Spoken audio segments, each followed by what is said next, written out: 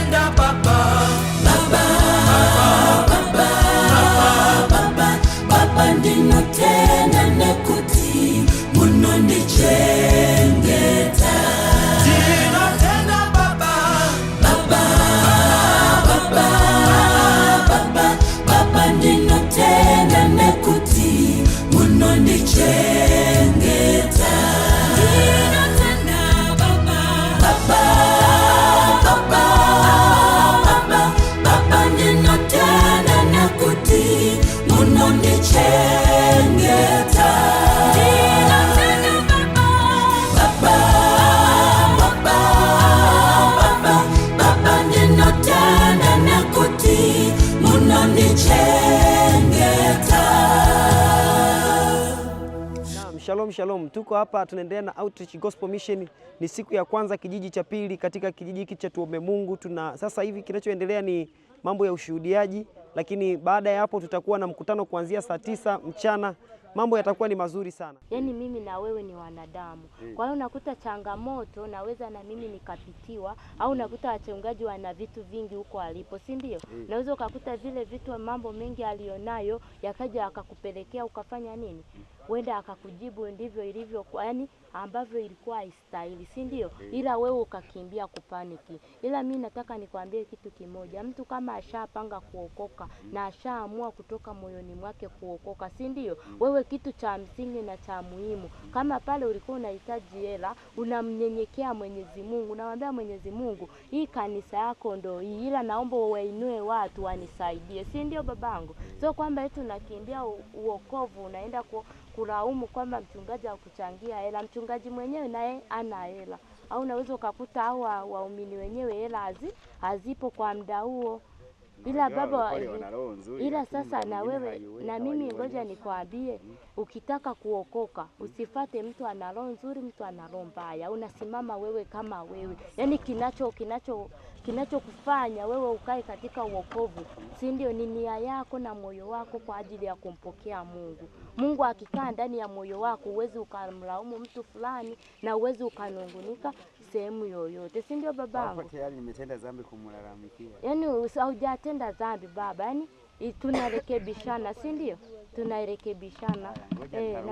Na usiwache wokovu. Atarudi lipe basi mazito ili ni angalau niweze kujua atarudi wapi. Ni kanisa gani? Tuombe Mungu. Tuombe Mungu. Hii hapa barabarani ya kwa mchungaji Chubwa sijui.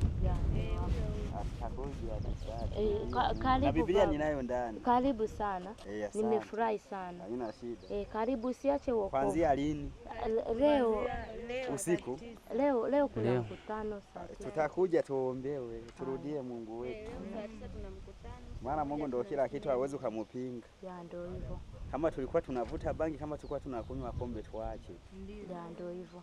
Tusife na dhambi. Ya tunashukuru sana kwa kweli. Tunakukaribisha, tutakuwa tuna semina ya ujasiriamali, matumizi ya fedha. Lakini kama mimi nimehama kanisa pale jirani, hawatalaumu washukia. Hapana, kanisani nilikuwa nimehama IGT pale. Kanisani IGT kwa Muro.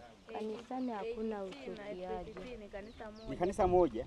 Kwa hata nikija kusali pale hapana shida. Hapana shida, yote ni takuja. Maana kuna ndugu yangu pale aliwahi kuugua mguu ukachimbika hapa, lakini kanisa kamsaidia akapona. Si wewe hapa.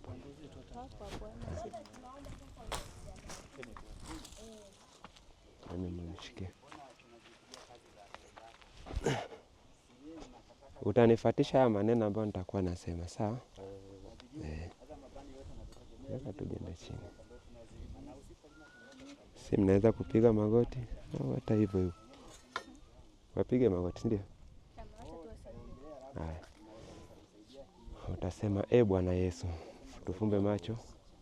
Tufumbe macho. Sema Bwana Yesu. Naja mbele zako. Nimesikia habari zako. Na mimi nimeelewa. Nimetambua ya kwamba mimi ni mdhambi. Nimetambua ya kwamba mimi ni mwenye dhambi. Ninakuja kwako. Naomba unisamehe dhambi zangu na makosa yangu yote. niliyoyafanya nikiwa ninajua hata nikiwa sijui, nikiwa mdogo hata nikiwa mkubwa. Naomba ufute majina yangu kwenye kitabu cha hukumu, nawe uandike jina langu kwenye kitabu cha uzima. Naomba ufute majina yangu kwenye kitabu cha hukumu, na uandike majina yangu kwenye kitabu cha uzima. Yesu, ninakuja kwako, naomba unipokee. Futa makosa yangu yote mbele za uso wako. Uchukue na mizigo yangu, unipokee Yesu. Amen. Tuwaombe. Tufumbe macho. Baba yetu na Mungu wetu, wewe ni Mungu mwaminifu na mkamilifu. Tunakushukuru Bwana kwa ajili ya ndugu zetu wa Bwana ambao Mungu wamekubali mfalamani kukupokea kuwa Bwana na Mwokozi wa maisha yao mfalamani. Wewe unawajua Bwana, ni vijana mfalamani kama sisi. Yesu kapate kuwasamehe. Futa makosa yao Baba, ondoa kiu ya uovu ndani mwao, ondoa kiu ya dhambi ndani mwao, ondoa kiu ya maasi Bwana ndani mwao, katika jina lako Yesu. Tunaweka Jovanisi katika mikoni mwako Bwana, tunawakabidhi katika mikoni mwako Mungu. Tunanyamazisha kila roho fatilizi Baba, katika jina lako Yesu. Nguvu zako zikatunze Baba, ukiwatenga na kila namna Jovanisi inaweza kuwafuatilia Baba. Ni vijana mfalamani Baba, uliyetusaidia sisi na wao Jovanisi ukawasaidie, ukawape neema ya kushinda ulimwengu Bwana. Roho Mtakatifu afundishe kila kuitapo leo Baba, sauti yako iseme Jovanisi ndani mwao na kuongoza Baba. Ni katika uweza kwa jina lako tunakushukuru Bwana, na tuseme amen. Amen. I remember when sin was sin, and I remember when wrong was wrong, and I remember when we all fell short and got back up much quicker than the fall. Well, I'm praying that you open our eyes, praying that you open our eyes again. Father, please open our eyes. Father, please open our eyes again.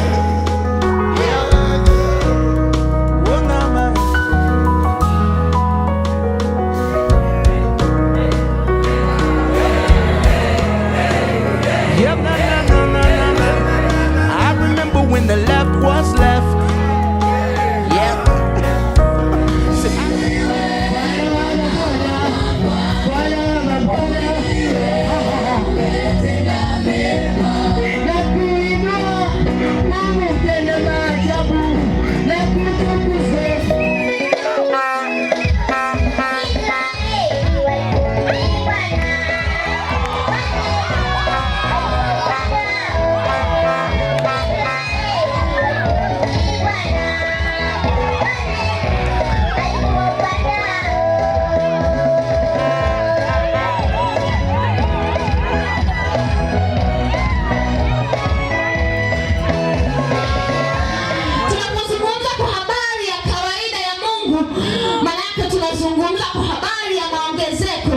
Kwa habari ya kuzaa na kuongezeka, tunaona hata katika uumbaji Mungu alipokuwa anaumba, hakuumba tu, lakini aliumba kwa hatua na kwa maongezeko.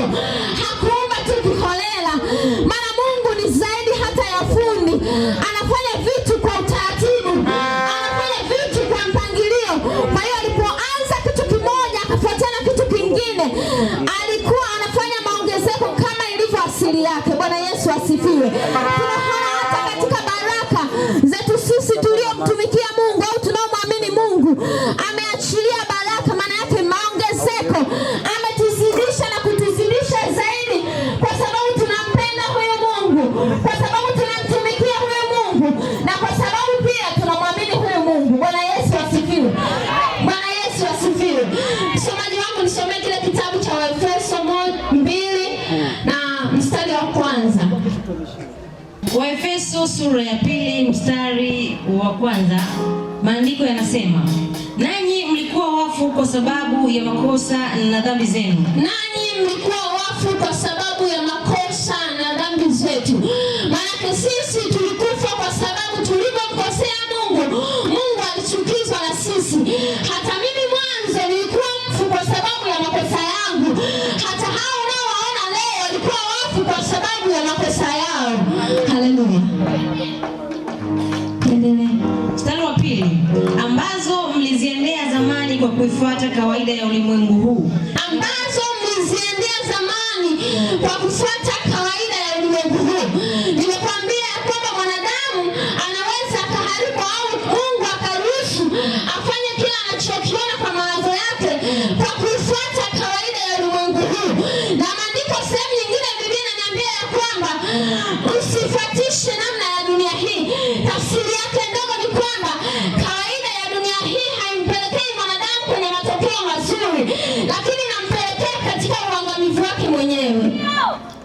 Na kwa kufuata mfalme wa uwezo wa anga, roho yule atendaye kazi sasa katika wana wa kuasi, aliye Ibilisi, ambao zamani sisi sote nasi tulienenda kati yao katika tamaa za miili yetu, tulipoyatimiza mapenzi ya mwili na ya nia, tukawa kwa tabia yetu watoto wa hasira kama na hao wengine. Lakini Mungu kwa kuwa ni mwingi wa rehema, kwa mapenzi yake makuu aliyotupenda, hata wakati ule tulipokuwa wafu kwa sababu ya makosa yetu, alituhuisha pamoja na Kristo, yaani tumeokolewa kwa neema. Haleluya. Shangilia tena Yesu kwa makofi na vigelegele. Ongezea tena Yesu vigelegele.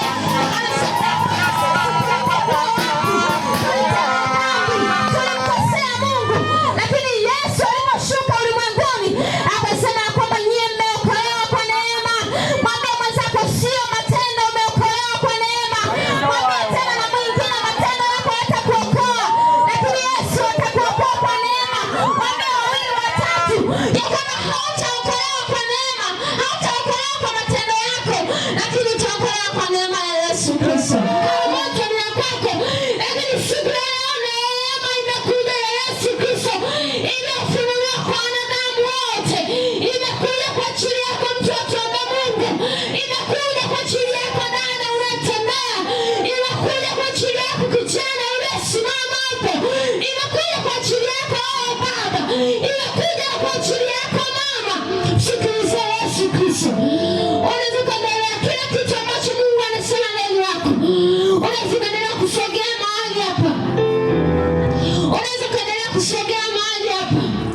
Unaweza kuendelea kusogea mahali hapa. Hata kama uko nyumbani, Yesu atakusaidia. Hata kama uko popote, Yesu atakusaidia. Na kama una uwezo wa kufika mahali hapa, sogea. Usione aibu mtu wa Mungu. Usione aibu mtoto wa Mungu. Yesu yuko mahali hapa. Na pengine umekuja lakini sio wa kijiji hiki. Yesu bado anakuhitaji sana. Yesu bado anakuhitaji sana. Uokoke, ukabidhi maisha yako mbele za Yesu Kristo. Ukabidhi maisha yako.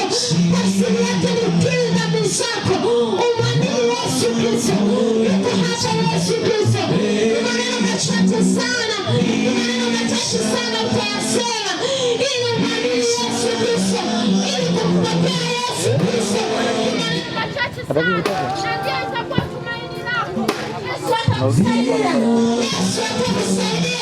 Yesu atakusaidia. Usiogope. Yesu Kristo atakusaidia. Utakiria kwa Yesu aongoze maisha yako. Utakataa shetani na kazi zake zote. Unajua wako watu wengi wameteswa muda mrefu sana, lakini Yesu kusaidia yote. Mwamini Yesu Kristo. Sogea kabisa maisha yako kwa Yesu Kristo. Sogea kabisa maisha yako kwa Yesu Kristo. Yesu ni wewe yule jana, leo hata milele. Hatabadilika kwenye maisha yako. Roho inachunguza moyo wako. Haitahitaji muda mrefu sana kumwamini Yesu Kristo. Haitahitaji muda mrefu sana kumtumikia Yesu. Kili kwa maneno ya kinywa chako. Na kwamba yeye ni Bwana na Mwokozi wa maisha yako. Atakusaidia. atakusaidia. Nyosha mkono wako na utatamka maneno nyumba yangu. Kama umemaanisha sema Bwana Yesu. Sema Bwana Yesu, niko mbele zako. Mimi ni mwenye dhambi. Ninatubu leo. Nikimaanisha kuziacha dhambi zangu. Ninakupokea wewe Yesu. Maana nimemkataa shetani na kazi zake mbaya. Ninampokea Yesu ili uwe Bwana na Mwokozi wa maisha yangu. Na kuanzia leo ninamkataa shetani. Bwana Yesu, futa jina langu kwenye kitabu cha hukumu. Andika jina langu kwenye kitabu cha uzima. Na kuanzia leo namtangazia shetani na dunia kwamba nimeokoka na Yesu Kristo ni Bwana na Mwokozi wa maisha yangu.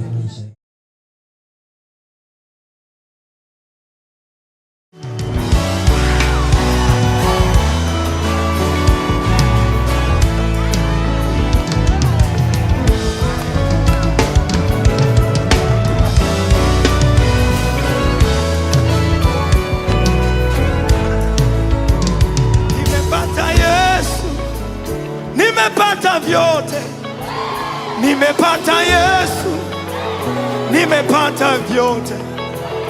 Yesu ni yote katika yote. Nimepata Yesu, nimepata yote.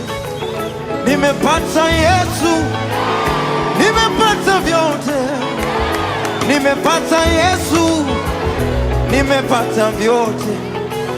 Yesu ni yote. Lakini pia ukiwa unawadili sana halafu haufaulu pia ni changamoto. Si ndio? Sasa hivi vitu vinabebana. Maana yake vimetokea. Sasa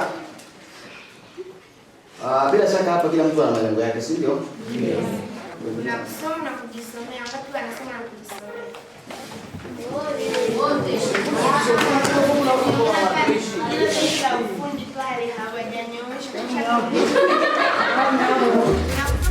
D'un seul cœur, d'une seule voix, toucher les cœurs et les nations. 1001 voix, un message, chanter les merveilles du royaume. Kwa mapendo inawezekana, avec nos flammes et nos appels, nous nous irons jusqu'au bout pour partager.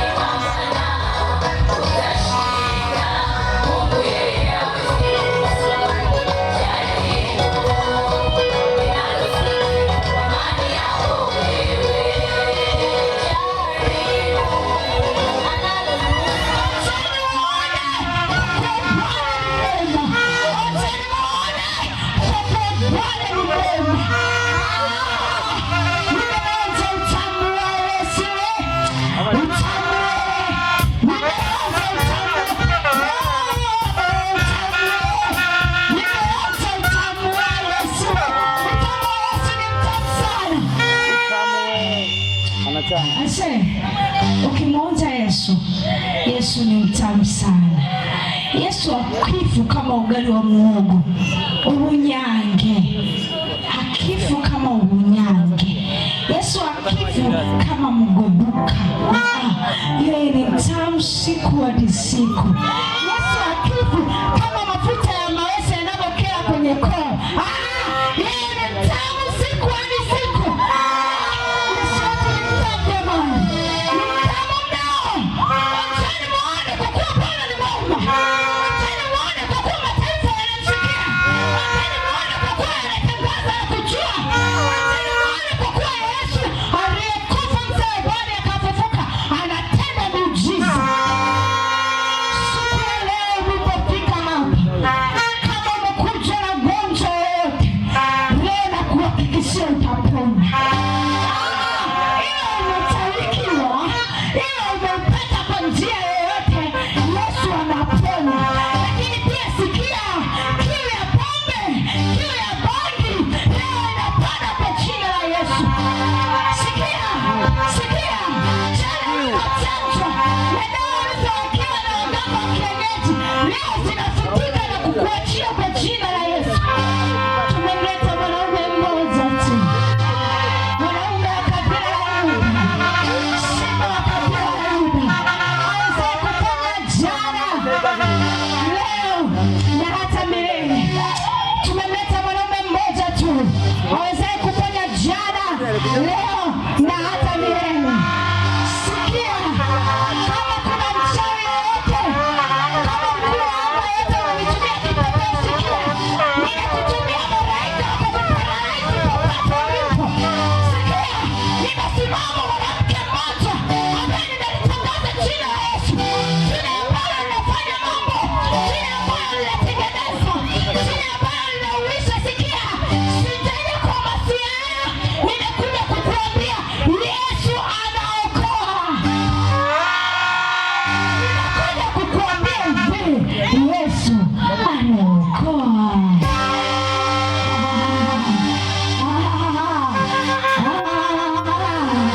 Nimekuja kukuambia Yesu anaokoa.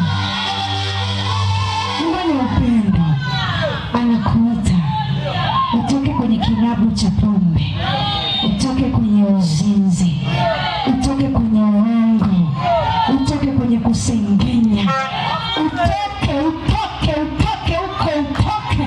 Maana mwanaume wa kabila la Yuda amefika tu hapa Mungu kukuweka sawa. Anakuja siku yoyote anashuka, anakuja na ujira wake mkononi, yuko njiani. Sikia mtumishi wa Mungu, sikia wewe ambaye unanisikia katika kijiji cha Tuombe Mungu, tumeagizwa kukuambia anakuja, yuko mlangoni kulipa kila mtu sawasawa na matendo yake. Kama ni mtakatifu, zidi kujitakasa. Kama ni mtenda dhambi, geuka umgeukie yeye mwanaume wa kabila la Yuda. Geuka umgeukie yeye simba wa kabila la Yuda. Yupo leo, jana na hata milele.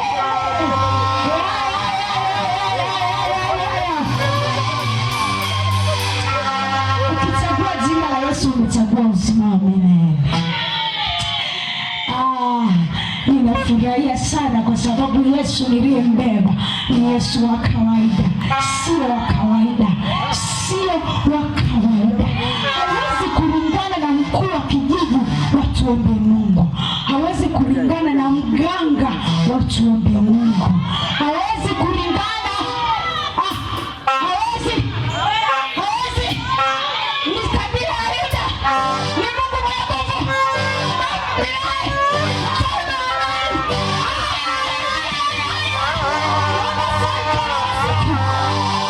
Mtumishi wa Mungu, nisomee Yohana 14 mstari wa 6. Somee Yohana 14 mstari wa 6. Tumemleta mwanaume wa wanaume, simba la kabila la Yuda. Kama anaweza kumwokoa yule kahaba aliyekuwa anajiuza, akafika kwake, akatumia nywele zake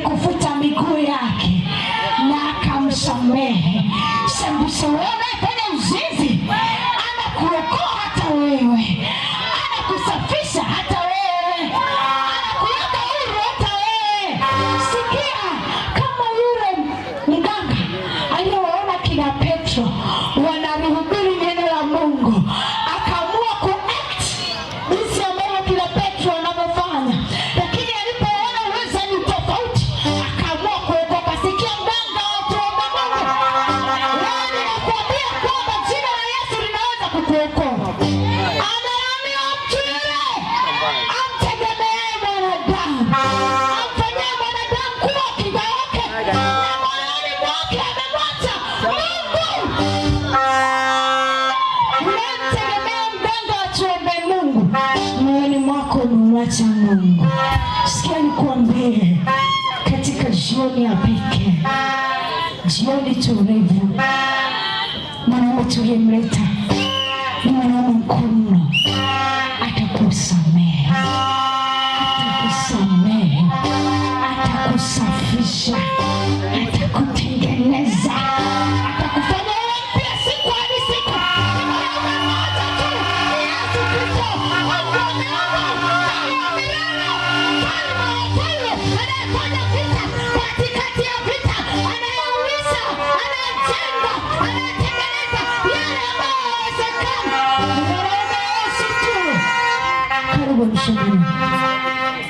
Yohana sura ya 14 mstari wa 6, neno la Mungu linasema, Yesu akamwambia, mimi ndimi njia na kweli na uzima, mtu haji kwa Baba ila kwa njia ya mimi. Haleluya. Hawezi kuja kwa Baba ila kwa njia ya jina la Yesu Kristo.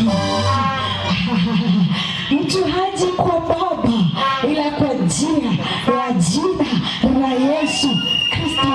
Kumbe jina la Yesu Kristo ni jina ambalo linatupeleka kwa Baba. Jina la Yesu Kristo linatupatia uzima wa milele. Uzima ule ambao hakuna hata mgonjwa anayekupatia. Uzima ule ambao hata mume anayekukataza kwenda kanisani hakupa. Uzima ule ambaye hata huyo anayekuchanja ya madawa ya kulevya hakupi. Uzima ule ambao hata mzazi wako aliyekupa hawezi kukupatia. Ni mwanaume Yesu Kristo tu anayegawa uzima wa milele, anayegawa uzima ambao hawezi kuelezeka. Tunakuletea jambo moja tu, ni wewe kumkiri mwanaume, kumkiri mwanaume wa kabila ya Yuda, kumkiri mwanaume wa kabila ya Yuda, kumwamini kwamba yeye yupo, anaponya, anauisha, anagusa, anafungua, anaondoa kila takataka kwenye maisha yako, anakufanya kuwa mpya siku hadi siku. Ni mwanaume mmoja tu ambaye ni mwanaume.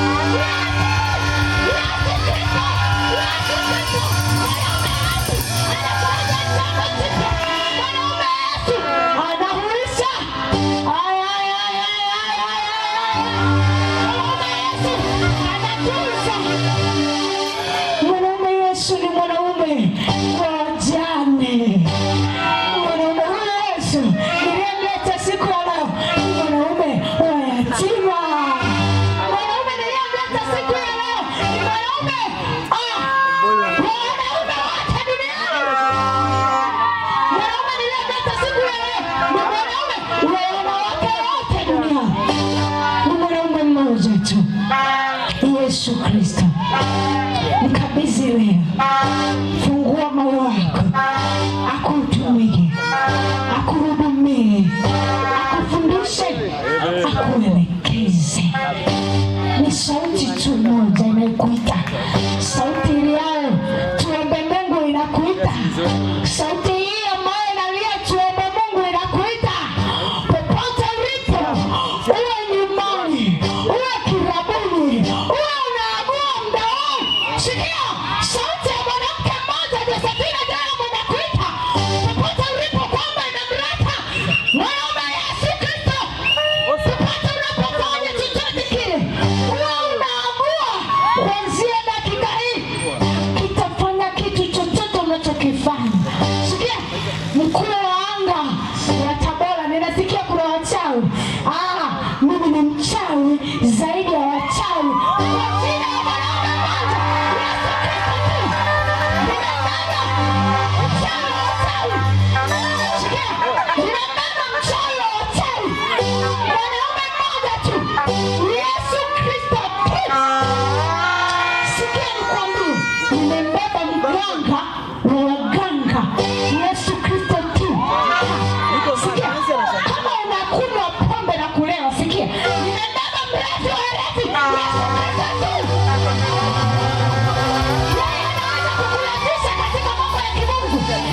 Yeye anaweza kukufanya urae kwa utamu ambao unaoanza kila siku. Pombe yake Yesu haina madhara ya kuugua kansa. Pombe ya Yesu haina madhara ya kuugua kifua kikuu.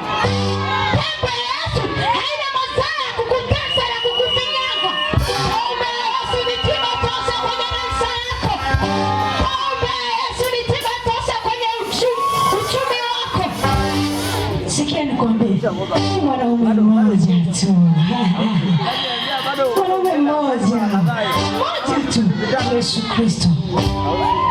Yeye ni baba wa makabila yote, Wanyamwezi, Wasukuma, Waha, Wanyaturu, Wahindi, Wazaramo, Wanini, wote ni baba mmoja wa makabila yote.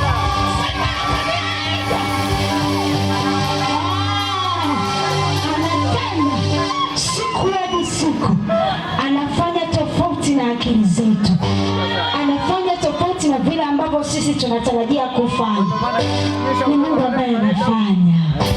Sikieni niwaambie, mwanaume huyu niliyembeba amenipa maisha. Sikia, mume huyu niliyembeba amenipa maisha. Sikia, najivunia pumzi ninayopumua kwa sababu napumua pumzi ya mwanaume wa milele na milele. Mwanaume niliyembeba hana umaskini. Hebu unanionaje nilivyo mzuri ndani ya Yesu? Mwanaume niliyembeba ananifanya kuwa mzuri kila siku. Ukija kwa Yesu, Biblia inasikia, ukija kwa Yesu atakufanya kuwa mzuri kila siku. Ukiwa kwa Yesu hakuna kuzeeka. Ukiwa kwa Yesu hakuna kuzeeka. Unakuwa mzuri siku hadi siku. Ukiwa kwa Yesu hakuna magonjwa yanayokutesa. Unakuwa mzima siku hadi siku. Onjeni muone kwa kuwa Bwana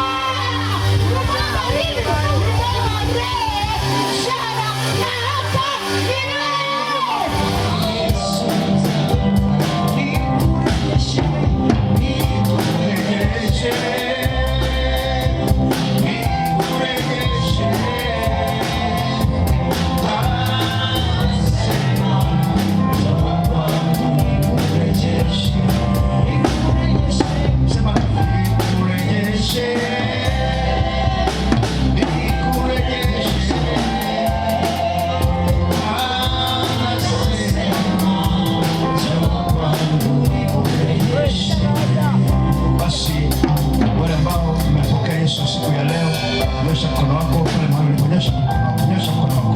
Wako watu ambao wamempa Yesu maisha yao mahali hapa, wako watu ambao wamempa Bwana maisha yao. Sikilizeni waambie watu wa Mungu wakati tunaendelea. Kama nilivyowaambia jana, hawa vijana hawajachanganyikiwa, hawajalewa, wametoka mbali huko kwa sababu wamegundua ya kwamba Yesu ni Bwana, lakini pia wamepata mzigo ya kwamba katika Tanzania wako watu ambao wanaendelea kuteswa, na ndio maana wanatembea kukutana na vijana wenzao na wazazi wao na ndugu zao wengine kuwashirikisha ujumbe huu wa Bwana. Kwa hiyo wewe ambaye uko hapa na umepokea Yesu, ninaomba wakati naendelea kuombea watu wengine, wewe wapeni vitu wakae pale, wapelekeni vitu wakae pale. Kuna jambo lao vijana wengine wanataka kuambia pale, shikeni pale, wapelekeni pale, wapeni vitu tafadhali. Naomba fanya haraka haraka vijana wangu. Changamkeni, pelekeni vitu pale. Mazuri. Endeni mkawasaidie vijana wachangeni pale. Ungetumia hii usitumie flash. Haleluya. Basi sogeni wale ambao mnahitaji kuombewa. Sogea mahali hapa, sogea mahali hapa haraka haraka. Sogea mahali hapa watu wanaenda kuomba kwa ajili yako. Sogea mahali hapa watu wanaenda kuomba kwa ajili yako. Nyosha mkono. Ninajua kila mtu ana mahitaji. Hakuna mtu asiye na mahitaji. Hata tutashangaa sana kama utaacha nafasi hii kupite ya kuombewa mahali hapa. Sogea kama una mahitaji, sogea hapa mbele. Tunaenda kuomba. Ninajua kuna namna ambayo mahali ambapo unapitia ni Mungu tu peke yake. Unaweza kusema kimani nimemwamini Mungu, najua unaweza kuwa kuna unamwamini Mungu, lakini kuna mahali ambapo unapita. Mungu yuko hapa akuguse, akutane na maisha yako. Yes, nyosha mkono wako. Nyosha mkono wako.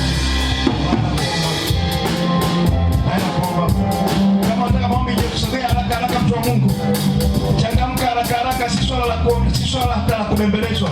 Ni swala tu la kusogea kwa uombeo, kwa sababu ni Mungu anataka kukutana na maisha yako. Ni Mungu anataka kukutana na changamoto zako. Basi weka mkono wako kifuani.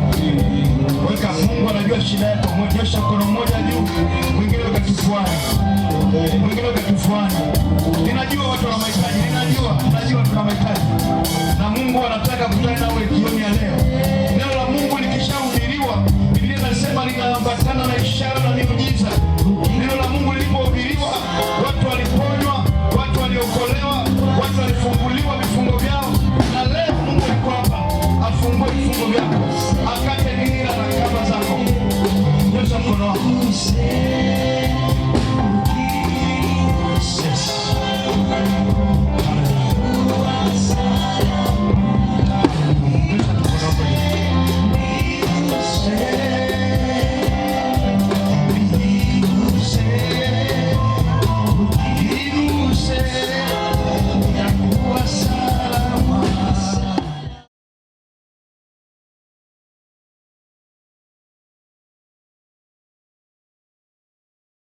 Wosia wa mtu kama umefanyaje, umeandika, unaweza ukahifadhia wapi? Kanisani. Kanisani ni sehemu salama kabisa, unaweza ukatunza. Kuna uongozi wanajua namna ya kutunza zile dokumenti zao, taarifa zao muhimu. Kwa hiyo wosia wako na wenyewe unaweza ukatunzwa wapi? Kanisani, usipate shida. Kitu kingine ni msikitini kwa wale ambao ni Waislamu. Alafu kuna kitu kingine ni kwa mawakili. Kama mtu ana mwanasheria wake ambaye anamsaidia mambo ya sheria, ndio tunamuita wakili. Huyo mtu anaweza akafanyeje? Akamtunzia wosia. Lakini sehemu nyingine ambayo ni ya kutunzia wosia ni mahakamani. Na hii sehemu ndio ya muhimu sana na inashauriwa mtu akiandika nini wosia, anatakiwa akautunze wapi? Mahakamani. Ni sehemu salama kabisa ya kutunzia wosia wa mtu. Tuko vizuri eh? Tunaelewana? Kwa hiyo mtu anapoandika wosia ni muhimu ili kuepusha hiyo migogoro inayotokea kwenye nini? Kwenye familia. Yaani jambo kubwa waga ni migogoro, maana watu wanauana na watu wanagombana kisa mali za marehemu. Kwa hiyo kuepusha hiyo ni nini? Kuepusha migogoro, kuepusha shida kwenye familia, tunaaswa kuandika nini? Wosia. Kuandika wosia sio gharama au nini. Unaweza tu kaandika we mwenyewe kwa kuzingatia maelekezo ya kisheria namna ya kuandika wosia. Taratibu za kufungua mirathi. Kama mwanzo mlinisikia nimesema mirathi ni namna ya kugawa mali za marehemu, si ndio? Ehe. Kwa hiyo utaratibu wake wa mtu kwenda kufungua mirathi. Kimfano marehemu amefariki, ameacha wosia au hajaacha wosia. Tutafanya njia gani au tutatumia njia gani ili mali zake zigawanywe? Bwana asifiwe. Ehe. Kitu cha kwanza, wosia lazima uwepo. Kuna wosia lazima uwepo. Kwa hiyo wosia ukiwepo, vitu vya kuzingatia ni kama ifuatavyo. Mtu anapokufa tu kifo chake kiandikwe kwa mkuu wa wilaya. Kama wosia upo, si mtu amekufa ameacha wosia, si ndio? Labda ameuacha mahakamani, ameuacha wapi hivyo. Kwa hiyo mtu aliyeacha wosia, yule anayeachwa kama msimamizi wa mali anatakiwa sasa akafungue ile mirathi mahakamani ili atambulike kwamba yeye ndio msimamizi halali wa mali za marehemu na atatakiwa kuzigawa kwa warithi walioachwa, si ndio? Kwa hiyo kitu cha kwanza anatakiwa akaandikishe kifo cha marehemu kwa nani? Kwa mkuu wa wilaya ndani ya siku 30 kuthibitisha kwamba huyu mtu amefanyeje? Amekufa kweli.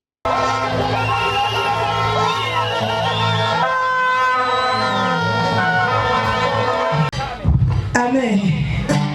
Napenda tukashiriki kwa pamoja kwa sababu Bwana ameachilia wakati mwingine kwa lengo la kwenda kuwepo pamoja mahali hapa.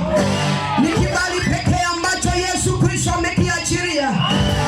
Sio kwa sababu tumependa sisi kuwepo mahali hapa, ila kuna kibali pekee ambacho Yesu Kristo amekiachilia.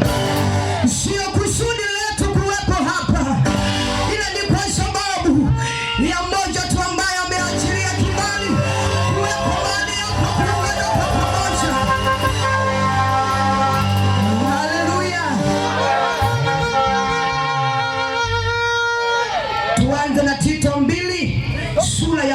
11 mstari wa 12.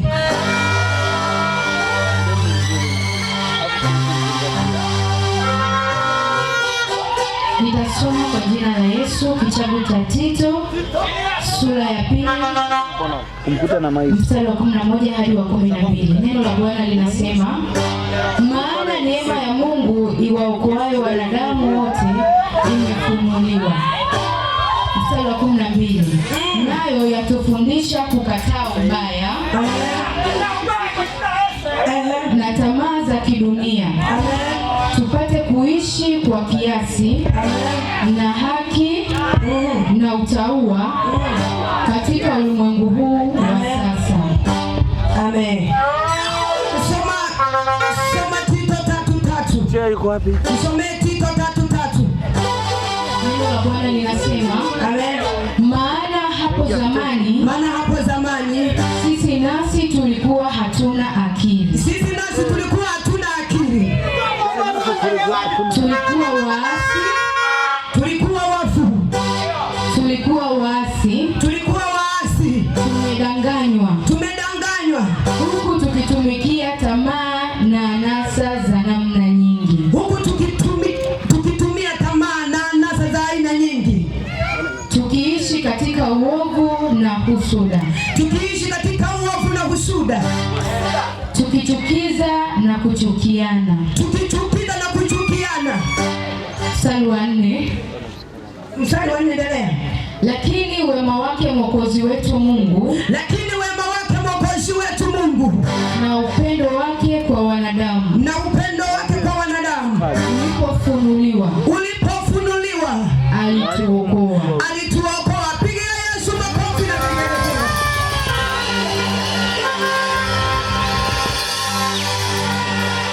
Tunapozungumza kwa habari ya kufunuliwa kwa neema ya Mungu, neno la Bwana linaiambia ya kwamba zamani zile, wakati hatujajua, nyakati zile tulikuwa hatujajua kwamba kuna neema ya Mungu, namna ambavyo tulikuwa tunaishi, vitu ambavyo tulikuwa tunafanya, kwa sababu hatukujua kwamba neno la Mungu linasema nini, neno la Mungu linazungumza nini. Mambo tuliyokuwa tunafanya, yamkini tulikuwa tunaua, yamkini tulikuwa tunalaga, yamkini tulikuwa wasengenyaji, yamkini tulikuwa waasi, tulikuwa hatujui kwa habari ya Mungu. Lakini neema ya Mungu ilipofunuliwa duniani, ndipo tukajua kuna neema ya Bwana, ndipo tukajua Yesu anaweza kuokoa, ndipo tukajua Yesu Kristo yupo pamoja na sisi, ndipo tukajua namna ya kuishi, ndipo tukajua tofauti kati ya maisha ambayo tunaweza tukaishia kabla hatujaokoka na tulipookoka. Haleluya!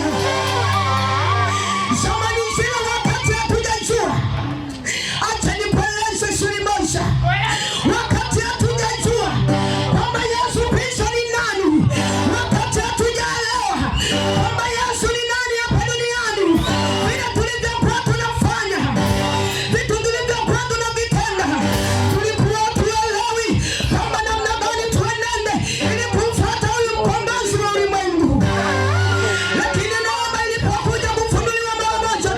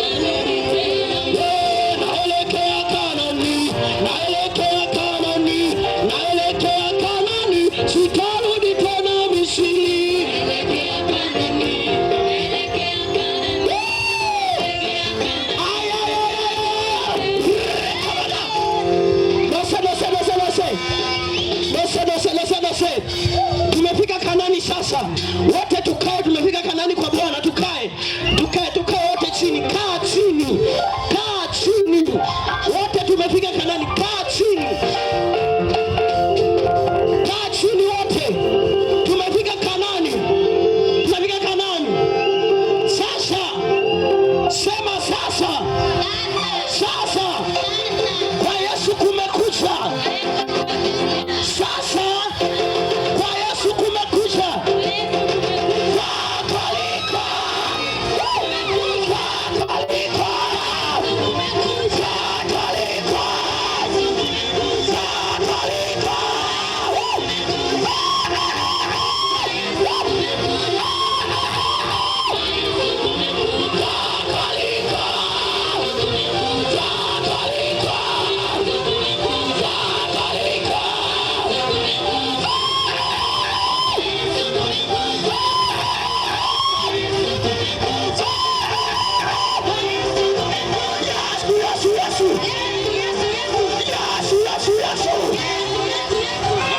Walioko mbali kule, utulie hapo ulipo, na Mungu atakubariki sana. Nasoma neno la Mungu kitabu cha Ayubu sura 33 kuanzia mstari wa 14. Biblia imeandikwa, kwa kuwa Mungu hunena mara moja, naam hata mara ya pili, ajapokuwa mtu hajali, katika ndoto, katika maono ya usiku, usingizi mzito uwajiapo watu, katika usingizi kitandani. Kitabu cha Luka sura ya 16 mstari wa 19. Biblia imeandikwa, akasema, palikuwa na mtu mmoja tajiri aliyevaa nguo za rangi ya zambarau na kitani safi, na kula siku zote kwa anasa, na maskini mmoja jina lake Lazaro, yuko mlangoni pake ana vidonda vingi, naye alikuwa akitamani kushibishwa kwa makombo yaliyoanguka katika meza ya yule tajiri. Hata mbwa wakaja wakamlamba vidonda vyake. Ikawa yule maskini alikufa, akachukuliwa na malaika mpaka kifuani kwa Ibrahimu. Yule tajiri naye akafa, akazikwa. Basi kule kuzimu aliinua macho yake alipokuwa katika mateso, akamwona Ibrahimu kwa mbali na Lazaro kifuani mwake. Akalia akasema, baba Ibrahimu, nihurumie, mtume Lazaro achovye ncha kidole chake majini, uburudishe ulimi wangu, kwa sababu ninateswa na moto huu. Kitabu cha Waebrania sura ile ya 9 mstari wa 27. Biblia imeandikwa, na kama vile watu wanavyowekewa kufa mara moja, baada ya kufa hukumu.